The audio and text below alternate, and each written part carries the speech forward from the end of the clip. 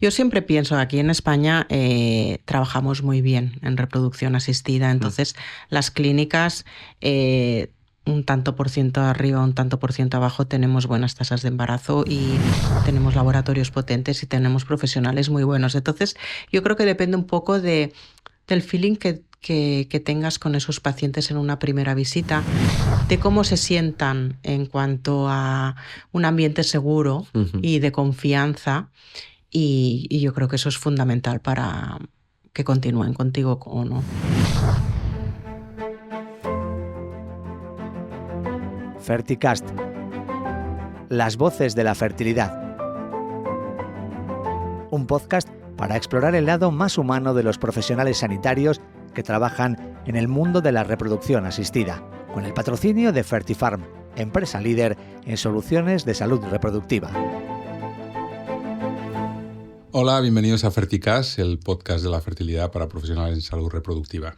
Hoy estamos con la doctora Sara López, especialista en reproducción asistida en la clínica CIR de Barcelona, del grupo Eugin.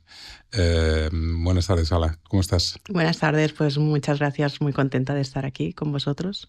Encantados de que tenerte con nosotros. Y también tenemos a Dani Vivas. ¿Qué tal, Dani? Muy bien también. Muy bien, yo soy Roberto Costillas. La doctora Sara López es ginecóloga y especialista en reproducción asistida. Hizo su carrera profesional, la desarrolló su licenciatura en medicina en la Universidad Autónoma de Barcelona y tras finalizar la especialidad en ginecología, inicia su actividad en reproducción asistida y asistencia privada en ginecología y en obstetricia. Después también realizó una tesis doctoral en la Universidad Autónoma sobre un aspecto que es la histerosalpingosonografía, una prueba diagnóstica en reproducción asistida, y bueno, lleva mucho tiempo trabajando en el mundo de la reproducción y además también es divulgadora, por lo tanto afina a estos medios. Bueno, Sara, lo primero, gracias por participar en Ferticast y por estar hoy con nosotros y poder compartir un poquito de tu tiempo en tu apretada agenda. Sara, siempre nos gusta empezar un poco en los orígenes, ¿no? ¿Dónde empezó esa motivación o esa búsqueda por hacer medicina o por qué hiciste medicina? Bueno, pues la verdad es que yo creo que soy una rara avis porque vocacional no era. Es más, yo justo cuando hice la selectividad estaba entre arquitectura y medicina, o sea que dos mundos totalmente diferentes, pero sí que es verdad que me gusta mucho estudiar y bueno, pues al final decidí hacer medicina y la verdad es que fue un acierto. Y entre esas dos, ¿cuál fue el motivo? ¿Por qué escogiste medicina y no arquitectura cuando estabas dudando? Bueno, porque pensé 6 años de carrera, estudiar 6 años, pues venga, allí que voy. Me gusta estudiar. Sí. El reto de estos 6 años y de estudiar y de conocer un poco cómo funciona el cuerpo humano me atraía mucho. Y todo esto, al final, la conclusión es, ¿acertaste? Sí, de todas. Sí. O sea, ¿te habrías equivocado si hubieses estudiado arquitectura? Yo creo que sí. Sí, porque lo que me ha dado la medicina, yo creo que la arquitectura, bueno, te queda la duda, ¿no? Pero yo creo que no me lo hubiera dado seguro. Bueno, posiblemente la arquitectura tiene esta vertiente más técnica, más de números, más fría. En cambio, la medicina es una vertiente mucho más humana, mucho más empática y especialmente en reproducción asistida, ¿no? Sí, así es. Qué bueno. Oye, y Sara, dentro de la medicina, en específico la ginecología, ¿tenías también dudas cuando estabas terminando el último año? ¿O? Sí, a ver, nosotros cuando hacemos la carrera sí que es verdad que pasamos por distintas especialidades. En quinto roté por ginecología y yo hice la carrera en el Hospital Vall d'Hebron en Barcelona. Y conocí a una ginecóloga que se llama la doctora Cristina Centeno. Y la verdad es que era una mujer súper vital y súper dedicada a su tema y hacía patología cervical y la verdad es que me encantaba cómo lo hacía y es verdad que es una especialidad que es médico-quirúrgica, a mí me gusta también todo el tema manual y tal, o sea, la cirugía también me atraía. Y el hecho de que la ginecología puedas acompañar a la mujer en las distintas etapas de su vida era una cosa que también me gustaba, ¿no? Y entonces pensé, para mí es la especialidad completa.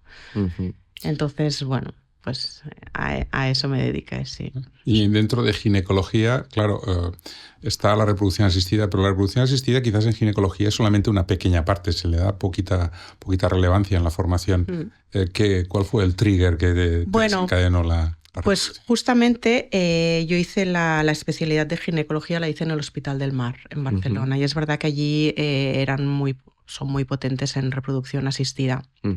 Y que también, pues cuando roté por reproducción pensé, es que esto es lo que me gusta a mí, porque dentro de la ginecología, bueno, hay muchas especialidades, ¿no? Pero esta en la que puedas acompañar a las mujeres y que al final el objetivo, que es conseguir un embarazo, es tan bonito que pensé, es que esto es a lo que me quiero dedicar. Es verdad que cuando acabé la especialidad, bueno, como todos, ¿no? Haces de todo, haces un montón de guardias, pero con los años pues he ido viendo que no se puede saber de todo y mucho. Bueno, hay cracks que sí, ¿no? Pero yo pensaba, tienes que saber mucho de una cosa y al final fue como me fui subespecializando y al final, a día de hoy, pues solo me dedico a reproducción asistida a full time. O sea, toda la otra parte de ginecología, obstetricia, eso ya lo has... Ya lo dejé, sí.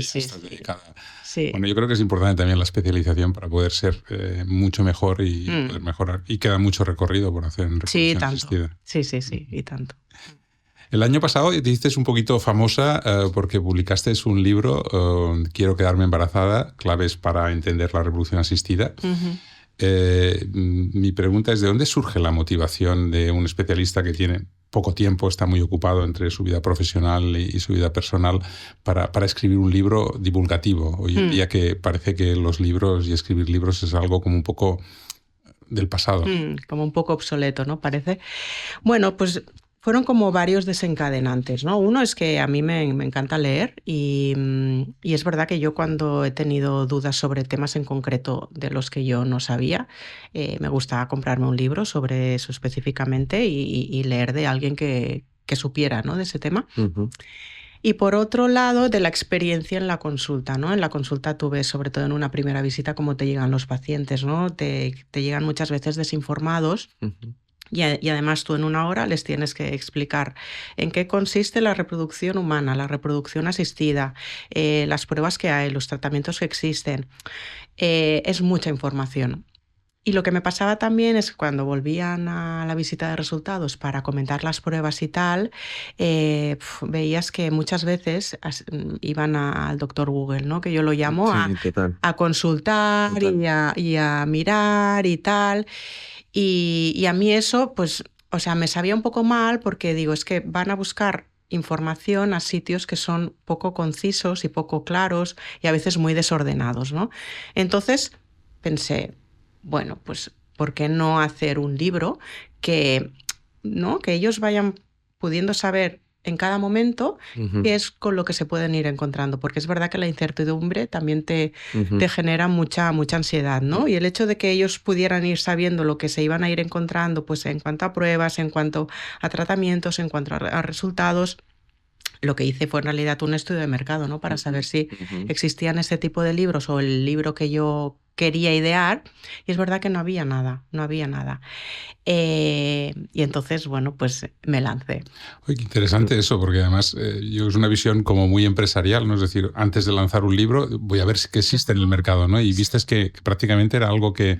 Era un vacío que existía, ¿no? Claro, era un vacío y pensé, bueno, es que aquí hay un potencial de lectores, ¿no? que pueden utilizar este libro como herramienta. Y es esto, es verdad que yo nunca he escrito un libro, yo hice mi tesis doctoral en su día, pero nada que ver. Entonces me formé también un poco, ¿no? de cómo se ha de escribir un libro y tal, y bueno, pues así empecé. Muy bien. ¿Y dónde te formaste para que...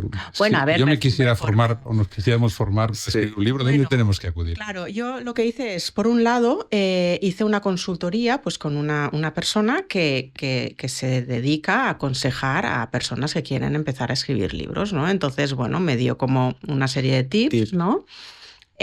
sobre lo que, bueno, primero tener una idea de lo que quería hablar, a qué población estaba dedicado este libro, hacer una estructura del libro y lo que es más importante de todo, porque tú puedes tener todas estas ideas, pero lo que es importante es cada día tener esta constancia, ¿no? De escribir un poco, porque no es en plan me siento un día y escribo 20 páginas, ¿no? Aquí la idea era pues como el hacer el ejercicio físico, que cada día vas haciendo y cada día vas haciendo un poco más y vas practicando. Pues esto era lo mismo, o sea, cada día iba escribiendo un poco, y la verdad es que llega un momento que te engancha, ¿no? Y que cada vez escribes más y cada vez te vuelves más creativo y empiezas a pensar más cosas y bueno, esto. Justo, Sara, yo te iba a decir, porque de querer escribirlo, de tener tú el proyecto y casi visualizarlo y demás, a llevarlo a cabo y ponerse a escribirlo es un largo camino, ¿no? Te iba a preguntar que cómo lo habías hecho. Claro. Y ahora que me estás diciendo, oye, sí, cada día hacía un poquito, sí. Porque a mí lo que me pasa, quizá cuando estoy enfocado, cuando estoy focus haciendo algo, ¿no? Como que hay un periodo de tiempo que me cuesta, ¿no? Como volver a coger el hilo de donde lo dejé ayer, ¿no? Entonces, quizá el hecho de escribir un poquito esto cada día, ¿no te pasaba un poco esto? De volver a... ¿No te costaba volver a coger la motivación? A ver, a mí en realidad lo que me costó fue empezarlo. porque yo esta idea ya la tenía como pensada antes de la pandemia. Lo que pasa es que vino la pandemia y fue como, bueno, ahora no es el mejor momento para empezar a escribir. Pero es verdad que después, en la segunda oleada de la pandemia, en la que no nos dejaban salir el fin de semana fuera, pues pensé... Un buen momento. Fue un buen momento para empezar. Sí. Y es esto, esta rutina diaria... justo lo contrario, o sea, lo que hacía es que cada día tuviera como ganas de coger la libreta con el lápiz y de escribir. Y es verdad que también llevaba una libretita siempre encima, que cuando... Suena como muy escritora, ¿no? Pero la motivación. Sí, cuando tienes una idea... Pues yo escribía y así es como que tenía ideas para después ponerlas y reflejarlas en el libro. ¿Y quién te hacía después las revisiones una vez que tenías tus borradores? Claro, entonces la historia, bueno, es que no, o sea, fue compleja pero chula, porque yo lo que hice primero fue escribir el libro, ¿no? Es verdad que el libro está dividido, o sea, hay una primera fase más técnica, ¿no? En la que... los pacientes, bueno, pues primero explico la reproducción humana, la anatomía, que yo creo que esto es básico para poder saber después y entender cómo funciona la reproducción asistida. Después, lo que te encuentras en una primera visita, las pruebas que se piden. Y a partir de aquí, como ya sabéis que tú en la consulta tienes distintos tipos de familia, pues tienes la pareja heterosexual, la pareja homosexual. Entonces, quise como también separarlo, ¿no? Porque no es lo mismo la mujer sola que te viene sin pareja, que no tiene un diagnóstico de esterilidad, que no tiene una mochila emocional previa de no conseguir el embarazo en casa, que la pareja heterosexual que lleva un año buscando embarazo. Entonces, para mí era importante separar un tipo de familia de otro, de forma que cuando la paciente o el paciente va a buscar información al libro, va a su parte, a lo que le toca. Y esta primera parte más técnica, pero después esta es la segunda parte. En esta segunda parte sí que pedí colaboración, ¿no? Pues de nuestra psicóloga, la nutricionista, para que me dieran también este aporte extra, ¿no? Porque yo siempre digo, mi objetivo es embarazarte, pero tienes que hacerlo o llevarlo en las mejores condiciones posibles, pues a nivel psicológico, a nivel de nutrición. Entonces pedí la colaboración pues de una bióloga, de una nutricionista, de una psicóloga, que me ayudaran y me aportaran esta información extra que damos, que acompañamos, pero que damos fuera de la consulta.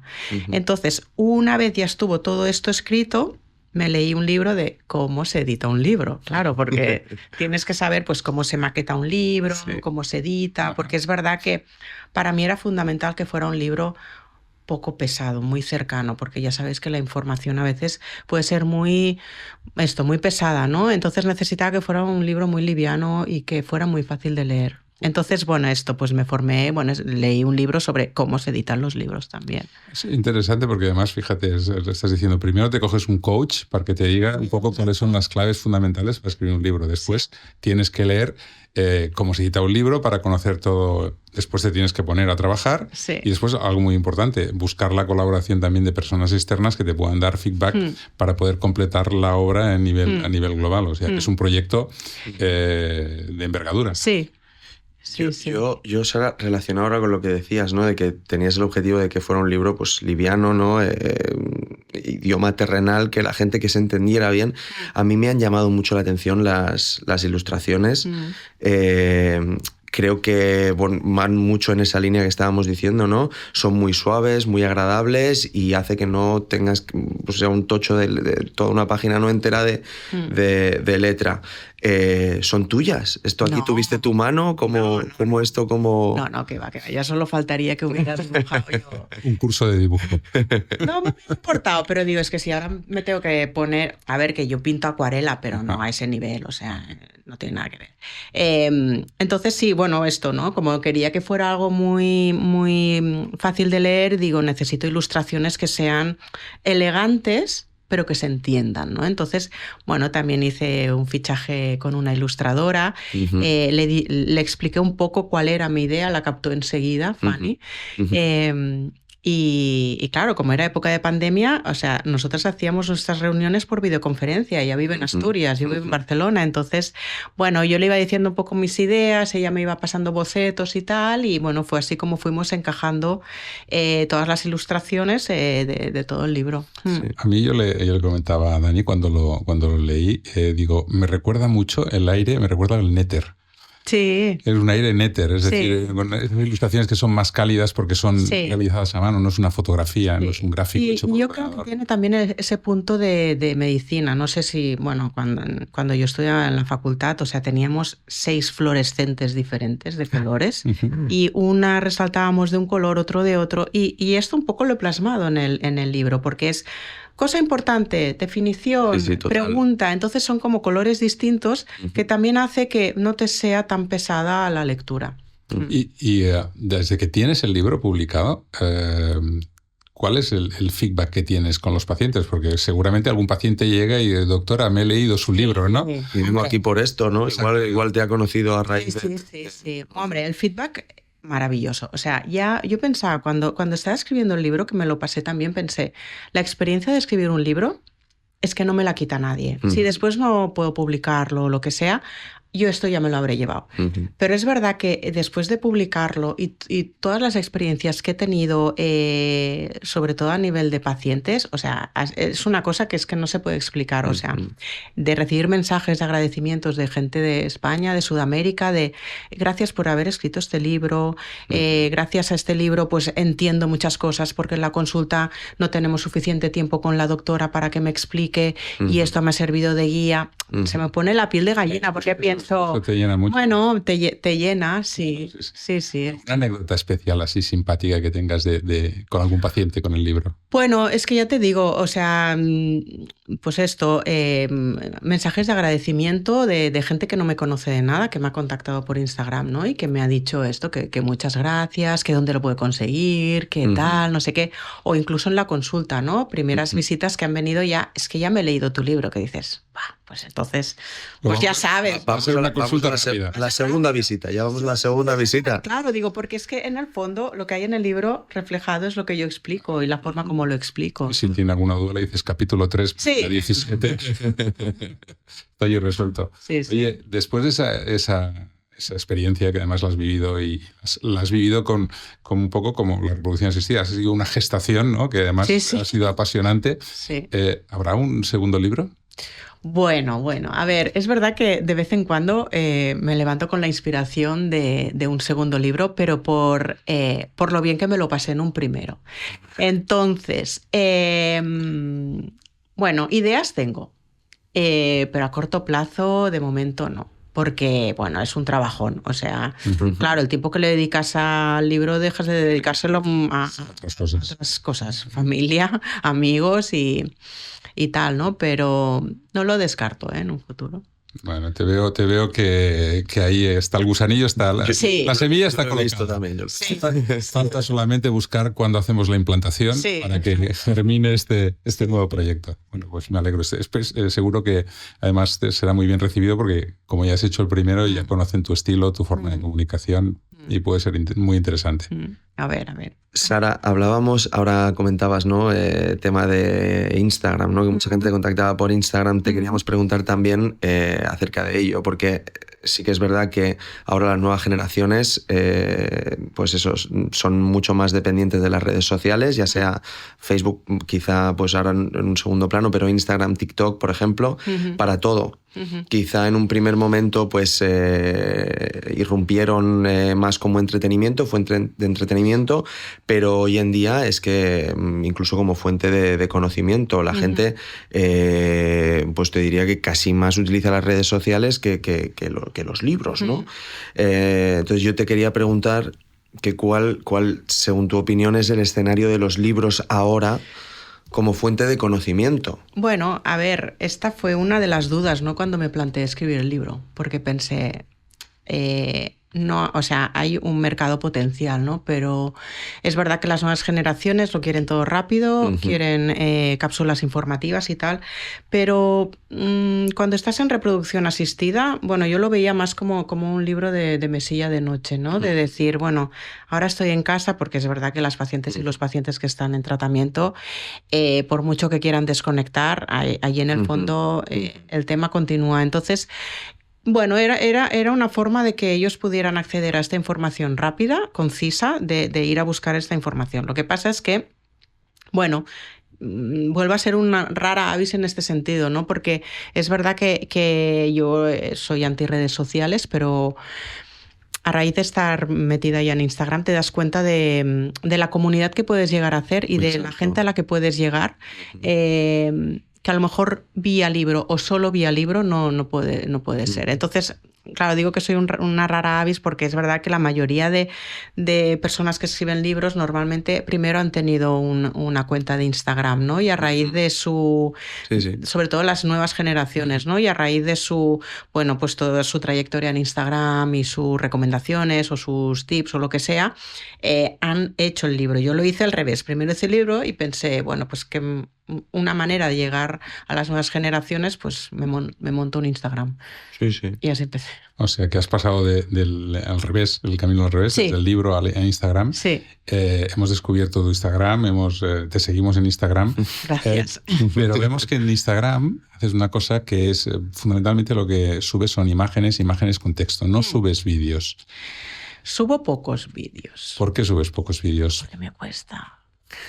Es más complicado hacer un vídeo que hacer un Es mucho post. más trabajo, sí. Y tienes que estar inspirada para salir. Has de salir con buena cara, no puedes salir con cualquier cara. Entonces, hay vídeos, ¿eh? Lo que pasa es que, bueno, para mí es más fácil subir escritos, pero siempre intentar adjuntar imágenes. Pues esto, últimamente, pues un folículo, que es un folículo, que es el endometrio, siempre intentar adjuntar imágenes para que sea más llevadero. Yo creo que va mucho más, porque decías, ¿no? Que, hostia, me cuesta más trabajo. Yo creo que va mucho más con quizá la esencia de cada persona, ¿no? Más que porque habrá gente que se sienta mucho más cómoda grabando un vídeo o un Reels, o ya no lo haga por si tiene más alcance o menos, ¿no?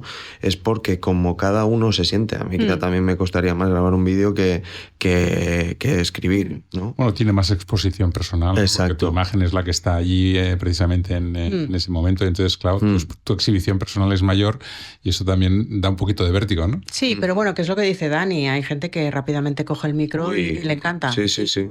Yo me lo tengo que preparar muy bien y el guión y repetir y tal. Entonces, bueno, yo soy más discreta en este sentido. ¿Y solamente Instagram o también otras redes sociales? Instagram. ¿No eres de aquellas que va a dar el salto también a TikTok como algunas? No. Y no creo, pero bueno, nunca se sabe. A lo mejor en el futuro estoy más inspirada y también me dedico a hacer bailes de folículos y endometrios, pero bueno, no, de momento. Sí, en TikTok hay gente que baila y hay gente que hace comunicación. Sí. Es decir, las dos cosas juntas no las hacemos. Yo creo que casan un poquito mal, sinceramente, sí. ¿Tienes algún referente en Instagram? ¿Alguna cuenta de divulgación o a un compañero? Bueno, a ver, hay cuentas muy potentes. Por ejemplo, el compañero doctor Carlos do Souto, que estuvo aquí. Sí. Este es muy potente en redes sociales, por ejemplo. Él es mucho de exponerse. Él le encanta, él lo hace súper bien. Yo ya te digo, no soy tan de exponerme. Pero sí, en Repro hay gente muy potente cada vez más, por suerte. Y en el grupo de CIR Eugene, ¿tenéis varias personas que tengan su propia cuenta de Instagram o de redes sociales, o es un tema que es más limitado? Mira, a día de hoy te diría, o sea, a día de hoy estamos el doctor Dos Souto, la doctora María Arqué y yo. O sea, pocos, porque sois muchos ginecólogos en el grupo. Sí. Bueno, esto también es tiempo y es dedicación, has de planificar también un poco, ¿no? Porque yo tengo una persona que me ayuda. O sea, Es que justo te iba a decir, yo creo que es algo, ¿no?, que está ahí entre medio camino, entre tu vida personal y tu vida profesional, ¿no? Porque al final es lo que decía, ¿no? Quizá Instagram irrumpió como fuente de entretenimiento y era puramente personal y ha ido evolucionando poco a poco, ¿no? Entonces, al final, la labor que haces en Instagram está muy relacionada directamente con tu actividad profesional. Entonces, es tiempo, claro, también. Sí. Bueno, yo creo que yo me cojo el mensaje que has dicho antes y creo que es muy importante, ¿no? Si alguien se quiere plantear coger un libro, primero tienes que buscar... es como un puzzle que tienes que hacer muchos componentes. Y redes sociales posiblemente hay algo que también es importante. Puedes empezar tú, pero al final necesitas ayuda. Porque lo que no puedes hacer es hacer las redes sociales, tener tu vida personal, ser el mejor profesional del mundo, porque pues el que hay, y además... Cada uno, como has dicho tú también, ¿no?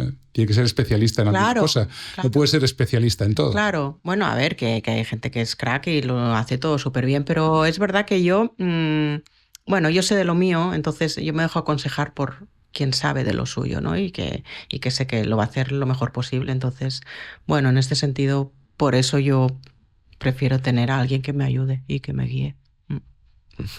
Sabia decisión. Oye, dejando un poquito el libro de lado y yendo más a tu actividad profesional, hay una parte muy importante que es la relación con el paciente y la empatía con el paciente. ¿Cómo influye, sobre todo porque hoy en día los pacientes están muy informados y van a muchas clínicas, cómo influye esa primera relación que tú tienes con un paciente en una primera visita? ¿Cuál crees que es el peso de esa primera entrevista? Bueno, yo creo que es clave. Yo creo que es clave el feeling que puedas tener tú con los pacientes, ¿no? Porque yo siempre pienso, aquí en España trabajamos muy bien en reproducción asistida, entonces las clínicas, un tanto por ciento arriba, un tanto por ciento abajo, tenemos buenas tasas de embarazo y tenemos laboratorios potentes y tenemos profesionales muy buenos. Entonces yo creo que depende un poco del feeling que tengas con esos pacientes en una primera visita, de cómo se sientan en cuanto a un ambiente seguro y de confianza, y yo creo que eso es fundamental para que continúen contigo o no. ¿Y tú eres capaz de ver, Sara, en una primera visita, si tienes ese feeling de saber decir, mira, yo creo que se queda? Claro, hay distintos tipos de perfiles de pacientes que te llegan a la consulta, ¿no? Yo te diría que más del 95% de pacientes que llegan referidos por compañeros o por pacientes que se han hecho el tratamiento conmigo, yo ya sé que se van a quedar porque ya te conocen sin conocerte antes.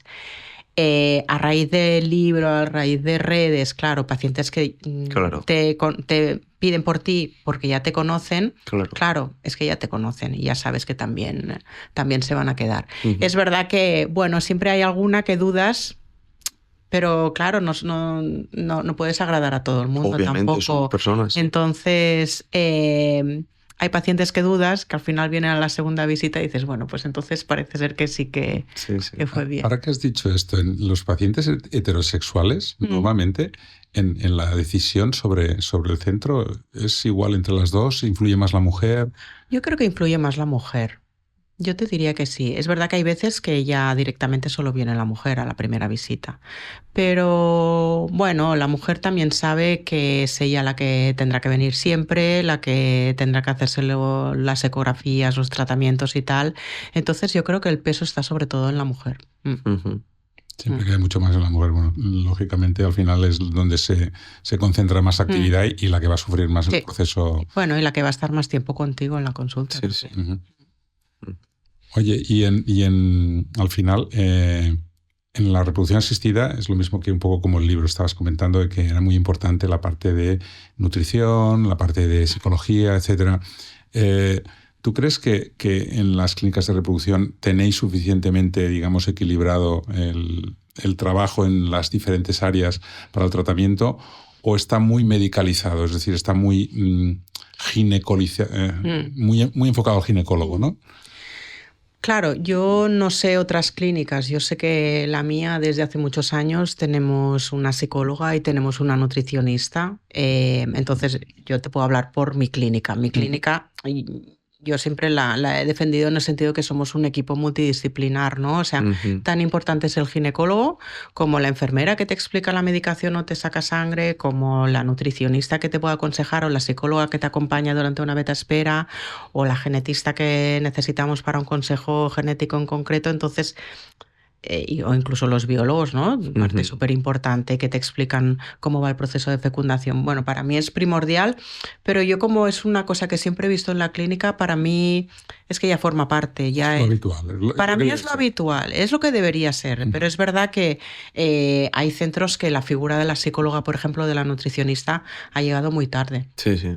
Pero bueno, yo creo que nos estamos como mentalizando de que es súper importante este acompañamiento también. Hace una semana nos visitaban una clínica de Moldavia y nos decía que una de las cosas que hacían es que normalmente a los pacientes les calmaban un poco esa ansiedad por tener el hijo rápidamente, les hacían un programa nutricional específico, no solamente con alimentación, sino alimentación, ejercicio, una serie de complementos para que, como mínimo, durante 3 meses poder tener una situación muchísimo más, digamos, idónea y no ir tan deprisa, porque el ir tan deprisa a veces vísteme despacio que tengo prisa, ¿no? Es decir, que era muy importante la fase esta de nutrición. Y yo creo que es también importante de cara a la paciente, ¿no? El hecho de que también ella se sienta parte del tratamiento, de que ella también puede hacer cosas, porque no es solo el médico me dice tengo que pincharme y tal, no, sino que ella también aporta pues oye, me tengo que cuidar más, tengo que descansar, tengo que hacer ejercicio. Y yo creo que esto también, quieras que no, a ella las ayuda psicológicamente, el saber que también están haciendo cosas por mejorar sus probabilidades de éxito. Pues oye, Sara, cambiando un poquito ahora de tema, yo también te quería preguntar por... Tú que ya llevas años en la repro, si tienes algún consejo o algún truco que le pudieras dar a ginecólogos que estén debutando en el mundo de la reproducción asistida. Buena pregunta. Yo una cosa que eché en falta, que bueno, no sé si esto a día de hoy se está haciendo o no, pero en medicina y también en la especialidad, es como esta parte más humana, ¿no? El trabajar esta parte más humana, porque esto me lo ha dado la reproducción asistida a base de experiencia, ¿no? Que, vale, sí, tengo que indicar un tratamiento, indicar unas dosis, unas hormonas y tal, pues eso es fácil, eso no tiene más. Pero el estar al pie del cañón, acompañar a la paciente con su prueba negativa, ¿no? Ayudarla en estos momentos duros y tal, un poco, es verdad que tenemos la figura de la psicóloga, pero un poco en la consulta haces de psicóloga. Entonces, bueno, esta empatía y sensibilidad hacia estas pacientes, sin llegar al punto de paternalismo ni muchísimo menos, pero este punto de sensibilidad, de empatía, el personalizar, ¿no? O sea, cada mujer y cada pareja vienen de una forma totalmente diferente. Entonces yo creo que en este sentido, desarrollar estas... Es súper interesante que nos digas esto, porque hace poco estuvimos hablando con una enfermera que nos decía justamente esta empatía, lo que estabas hablando ahora mismo, es algo que a las enfermeras se les presupone, ¿no? Es algo que se presupone, ¿no? Y que como que sabes que va a ser así, ¿no? Y que al médico, pues si lo tiene mejor, pero que no le tiene por qué venir dado, ¿no? Entonces es muy interesante. Bueno, además, durante la carrera no hay ninguna asignatura, ninguna parte en la que se hable de comunicación, cómo dar noticias, comunicación empática. Bueno, esto es a base de experiencia. pero claro, yo creo que tendrías que... Bueno, porque hay quien le sale, hay quien es puede innato. haber formación también, o sea, que puede haberla, claro que la puede haber. Seguro. Y yo creo que hay gente que es innato, ¿no? Pero hay gente pues que necesita esto trabajarlo. Y más en la especialidad de reproducción asistida, por supuesto. Las entrevistas, las sesiones que se hacen con las pacientes son muy largas, posiblemente las más largas que en cualquier otra área de la medicina, ¿no? Porque las otras áreas de la medicina son mucho más...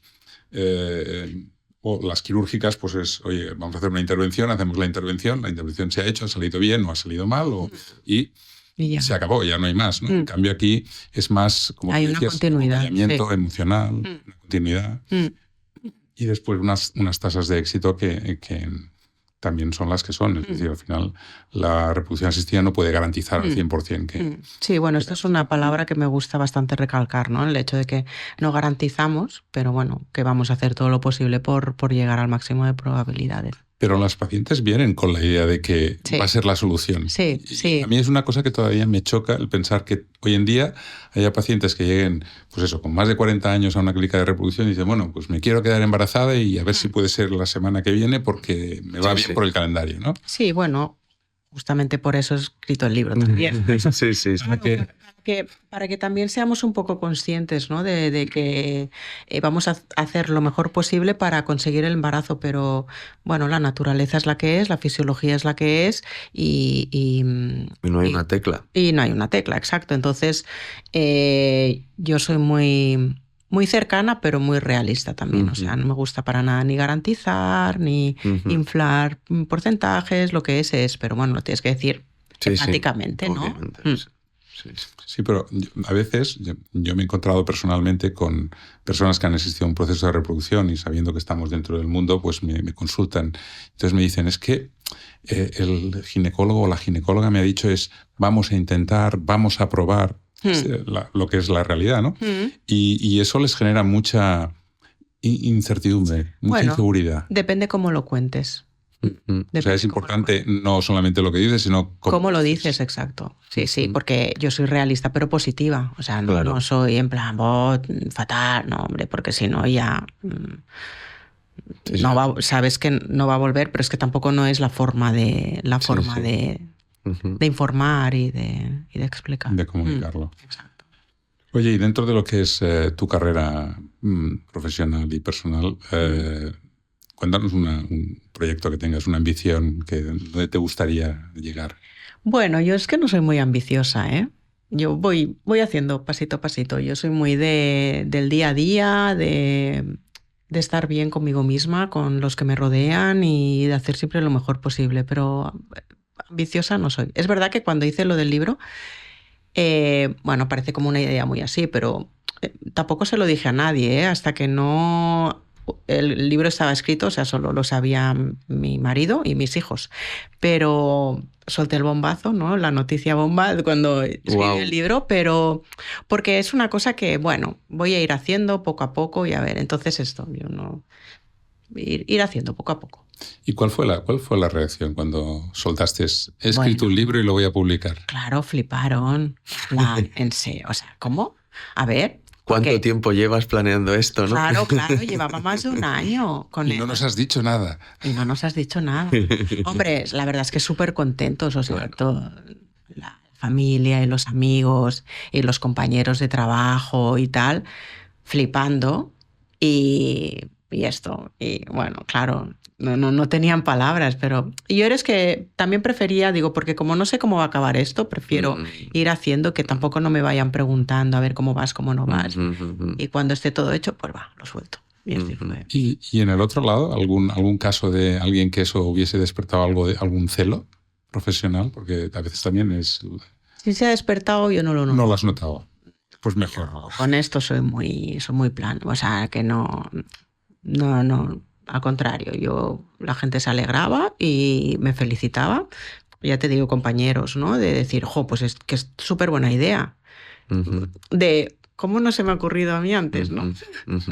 Pues claro, si lo tuvieses, que lo has llegado a contabilizar en horas ¿Qué te ha ocupado esto? No. Porque claro, si lo contabilizas en horas... Se asusta, yo creo que asustaría. Sí, no. No más que nada para los que se les... Ya. Dices, sí, no, solo tienes que dedicarle estas horas a hacer estos cursos. Pues lo haré, lo contaré. O sea, yo sé que estuve más de un año, pero no sé, horas, muchas, porque no son solo las horas que tú estás sentada delante de la libreta, sino las horas que tú estás dándole vueltas. Que lo tienes en la cabeza, claro.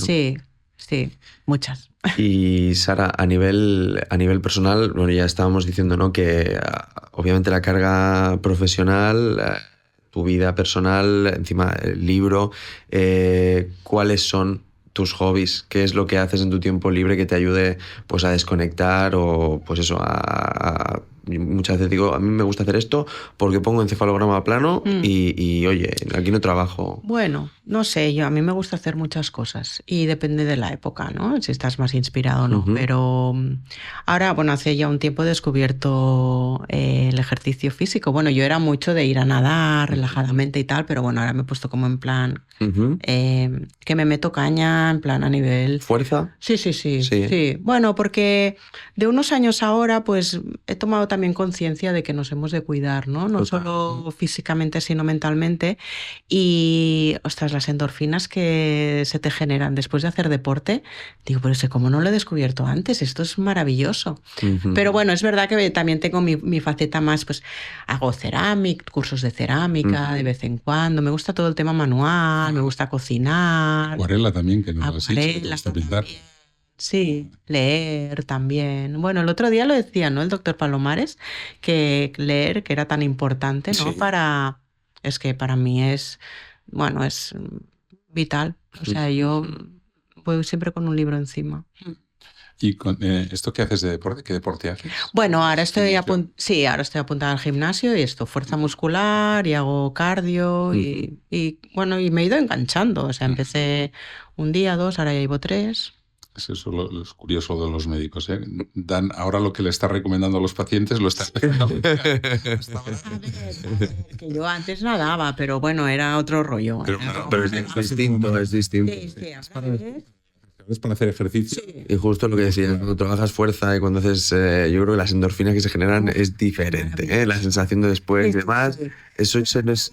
Te da mucha pereza ir, por la mañana, cogerte la bolsa a las 8:30, que dices, pero sales tan de comerte el mundo. Pero esos días no sales mejor que cuando estás tienes un día bueno, que yo especialmente los días, como yo salgo de casa siempre con la mochila por si acaso, los días que he tenido un mal día por lo que sea, o muy cansado, muchas reuniones, ¿no? Y esos días cuando entrenas y sales, hostia, es que es un reset. Sí, es un reset y sales comiéndote el mundo con un montón de ideas. Dices, es que esto es maravilloso y no cuesta, o sea, te ahorras pastillas, te ahorras... Sí. Súper bien. Oye, te voy a hacer una pregunta así muy personal. Has dicho que tienes hijos. Sí. ¿Te gustaría que tus hijos estudiasen medicina? No, yo creo que ¿Por qué?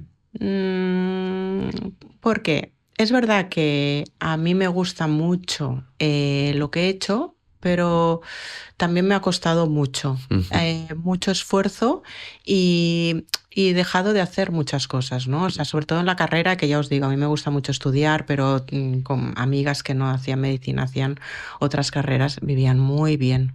Y yo dejé de hacer muchas cosas por estudiar. O sea, me tuve que sacrificar, que lo hice con mucho gusto, pero... Sí.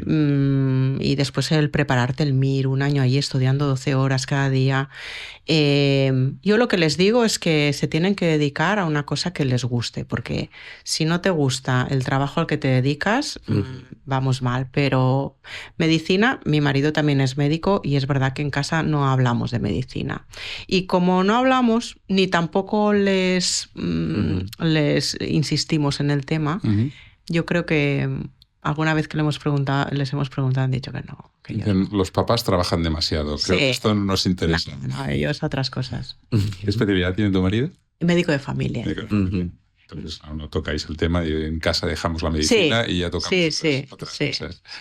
Oye, Sara, aparte de las actividades, una actividad que te sirve a ti para desconectar, aquella que dices, es que me permite olvidarme de aquellas cosas que tengo un problema, cuando tienes aquello, el run que comentabas antes de los pacientes, ¿no? Bueno, a mí salir a caminar me gusta. Lo que pasa es que, bueno, no lo hago muy a menudo, pero salir a caminar, patearme en la ciudad, a mí eso me gusta mucho. ¿Por ciudad? Sí, me gusta. Eres urbanita. Sí. Y bueno, a ver, el campo me gusta, pero claro, también es verdad que entre semanas si estás aquí es más complicado. Claro. Es más complicado. Pero bueno, sobre todo esto del gimnasio, hacer ejercicio físico, a mí esto me lo cura todo. ¿Y un lugar para perderse? Bueno, es que tengo muchos. Tengo muchos. El que digas que si mañana no te encontramos en ningún sitio, ¿dónde vamos a buscar? Yo creo que donde veraneo, en el pueblo donde veraneo. ¿Es mar o montaña? Es interior, es en Lampurdá, en Girona. Y la verdad es que es un pueblecito súper pequeño que no tiene tiendas, no tiene nada, o sea, solo oyes pajaritos y ves campos. Entonces es curioso porque ya vamos por la carretera, ¿no? Yendo para allá y es como que te vas sacando la mochila con las piedras y llegas allí y, bueno, hay mucha tramuntana, ¿no? El viento es tan fuerte, pero me va súper bien, allí estoy, allí me olvido de todo. Oye, y Sara, y ya para ir acabando, hemos estado hablando mucho de libros, hemos estado hablando mucho de podcast también. Recomiéndanos alguno que te guste a ti, ya sea una cosa u otra.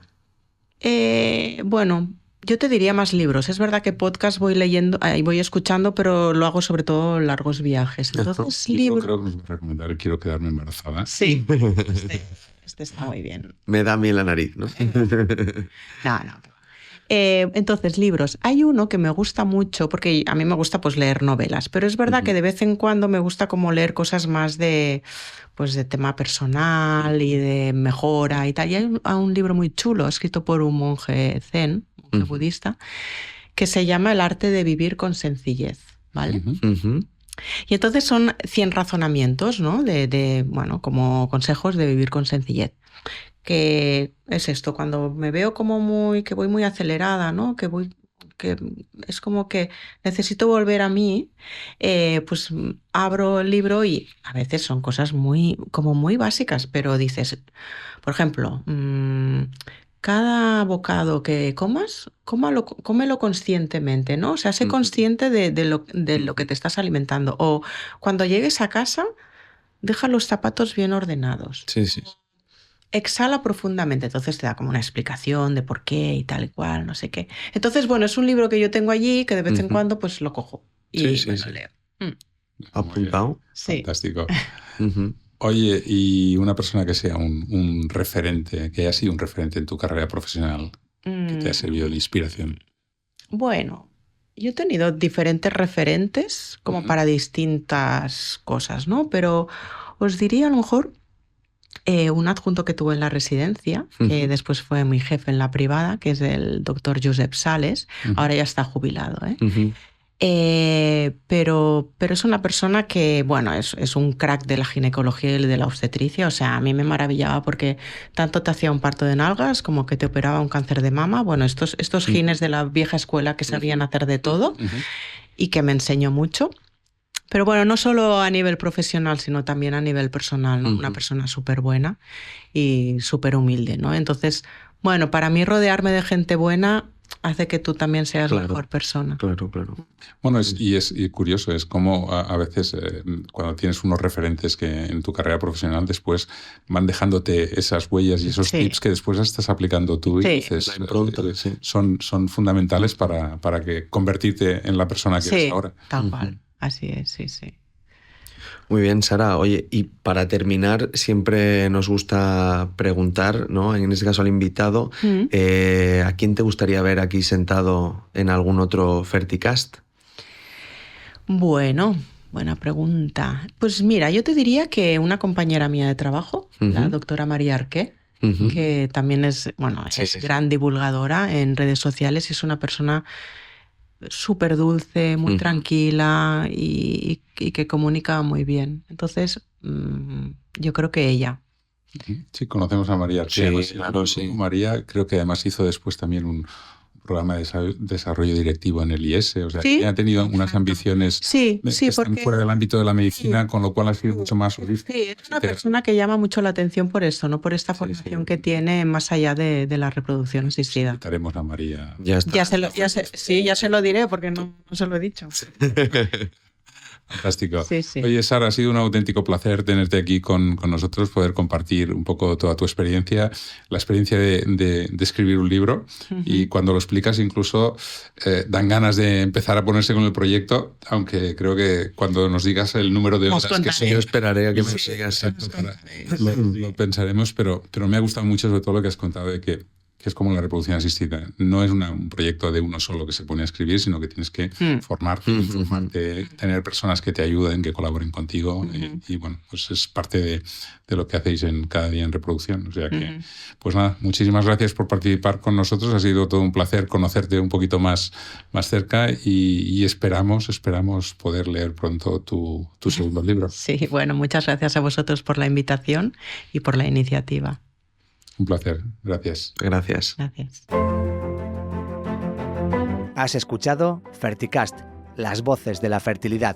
Suscríbete ahora en Spotify, iVoox, Apple Podcast o YouTube para no perderte ningún episodio. Únete así a la conversación sobre el lado más humano de la salud reproductiva.